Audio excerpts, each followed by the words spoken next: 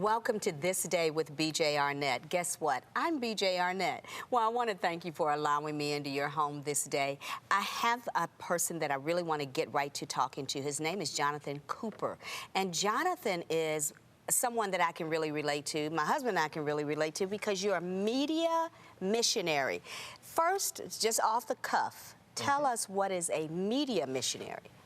Well, I kind of put it this way, at the fact that God actually called us to use our day job in missions work. Okay. So I started 25 years ago in broadcasting, and God said, I want you to go overseas, and I want you to start telling people about Jesus using radio and television and helping to train them to teach their own people.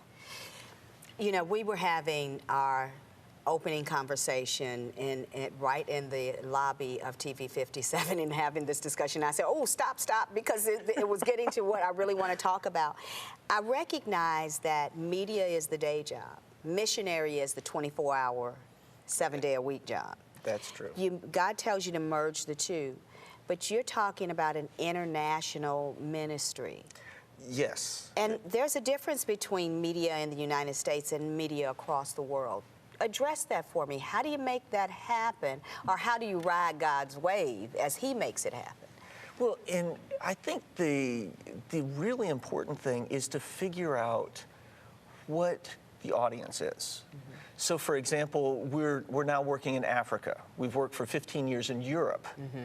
And I have to tell you, the Europe audience and the Africa audience are very, very different. Yeah. Very different.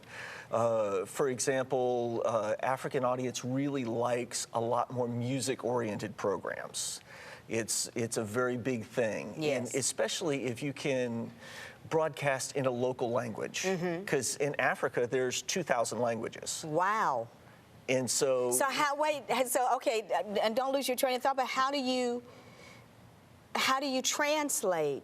Okay, so we send you a program from the United States. You translate it, or does it get translated in Africa to 2,000 languages? Well, what we do is a lot of people in Africa speak multiple languages. Oh, okay. So there's 3 main languages, and that's English, French, and Portuguese throughout Africa. And then from there, you start getting into the heart languages. And so these would be tribal languages that they actually grew up speaking. Gotcha. So if we can actually train them to reach their own people in their heart language, it's so much more impactful than actually just doing one of the other languages they know. What would you say when you're speaking to Africa in terms of media ministry and media missionary ministry?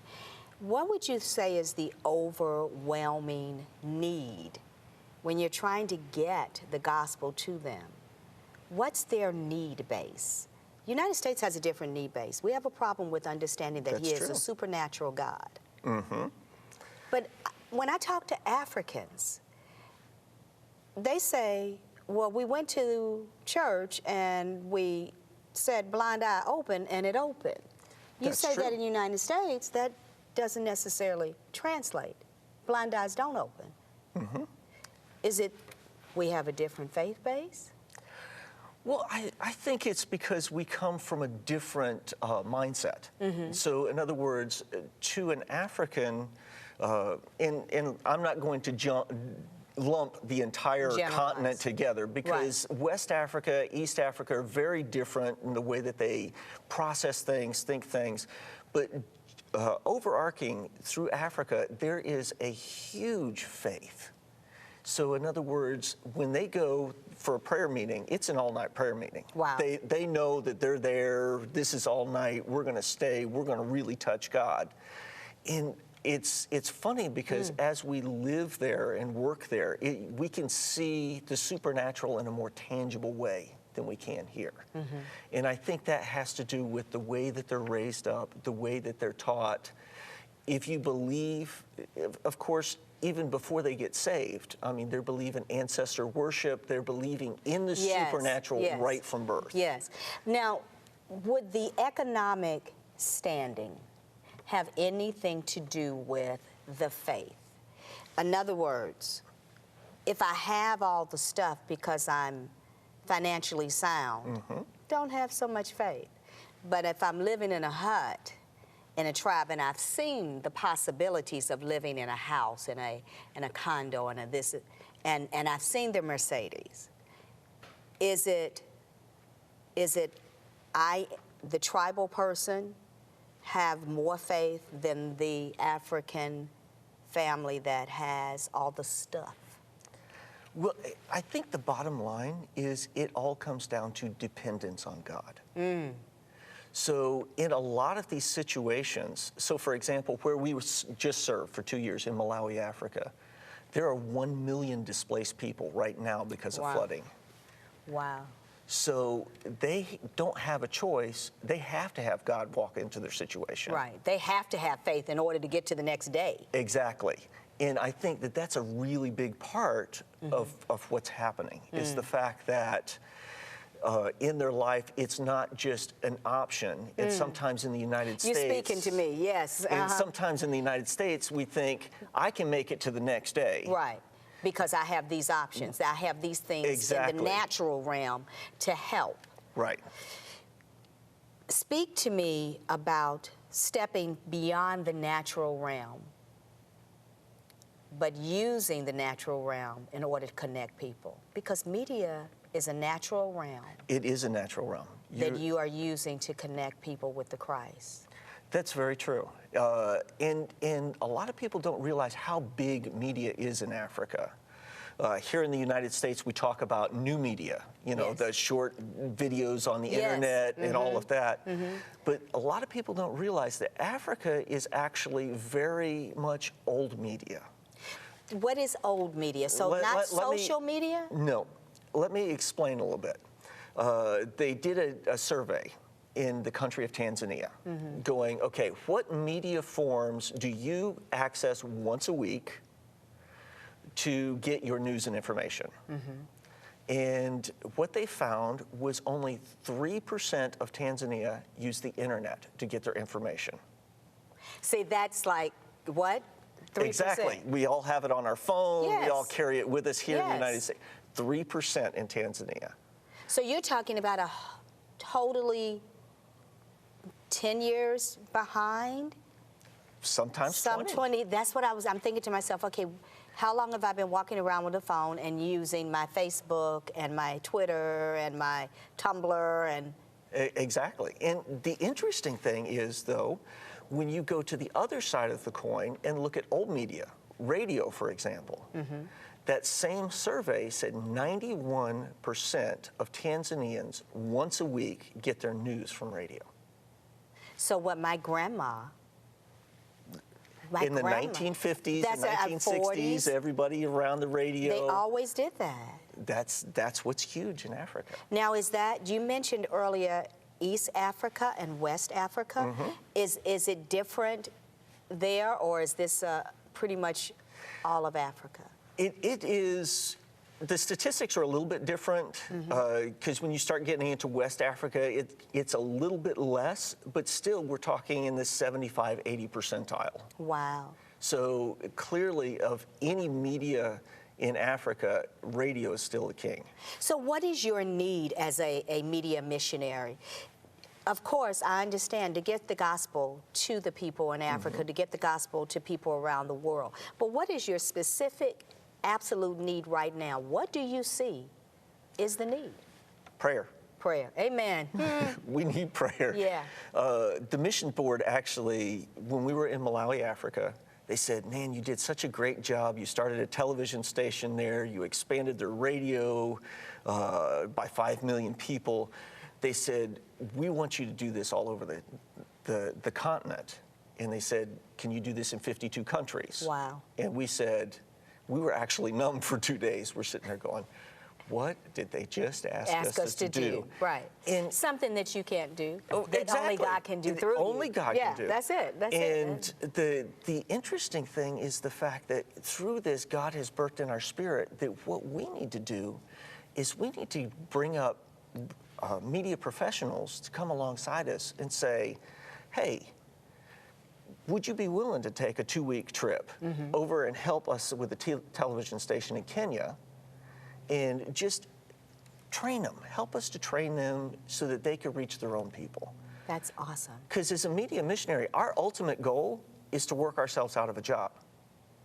That's it. That's it. It's not about me forever in all my life just being there. Yeah. It's about going into a place, giving them the resources they need, helping them learn to a level where they can reach their own people and then go into the next country. To work yourself out of a job. Isn't that the concept or the idea that every missionary, no matter what they're called to, should have? Exactly. Work yourself out of a job. Empower the people with the information and the understanding so that they can do it themselves. And they're going to do it different than I do it. Yes. And I learned that on the ground. And it's okay. It's exactly okay. They're going to do things differently. They're not going to, I have a very Western mindset. I have an agenda. I've got to do it this way. And sometimes that just doesn't fly, especially in Africa. Yeah. So you have to be an artist of the shift. Exactly. And I think in part of that way, we come in sometimes as the expert, but we have to be flexible enough to know, okay, in their area, they may not like what I like. Right. And so I may be the expert in media, but I might not be the expert in that culture. Talk to me about there is a vast difference between cultures in Europe, United States, and Africa. But you're taking media resources from the United States primarily. Am I understanding this correctly? That's part of our concept, yes. Your concept. And then you're going to Europe and you're going to Africa. Still dealing with that need base. And my understanding now that we're talking about Africa particularly is so many years behind in terms of social media and all that. How do you introduce this level of media component that is so different from theirs currently? Right. Well, one of the things that we're starting with is one of our television stations in Maputo, Mozambique. They literally have a camera, a microphone, and a transmitter. That's it. That's it. And so they have a 24-hour license, and for 2 hours a day, what happens is they flip on the camera, they flip on the transmitter, pastor preaches, and then they turn it off. They don't have any equipment, they don't have anything. And so what we're trying to do is gather programming from here as a stopgap. So that you translate into those 3 main languages. Into the 3 main languages. And then what they do is they get to see how Westerners do media. And then at the same time, we're walking in and training them and saying, okay, we need to get this into your language, into your people. Because our ultimate goal is not dependence on international programming. Our ultimate goal is to get them to do their own programming. And we just give them a template. Exactly. Uh-oh, I just heard myself say we. I think I'm on board. I think I'm on board. Look, I want people to know how they can help. 1 is prayer. 1 is prayer. 2 is? 2 is we actually need media professionals.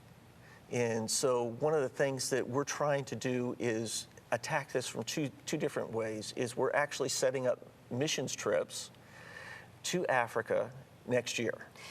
Well, you got me on board. Let me just say that. So if no one else, which I know there's a many someone else's, thank you so much.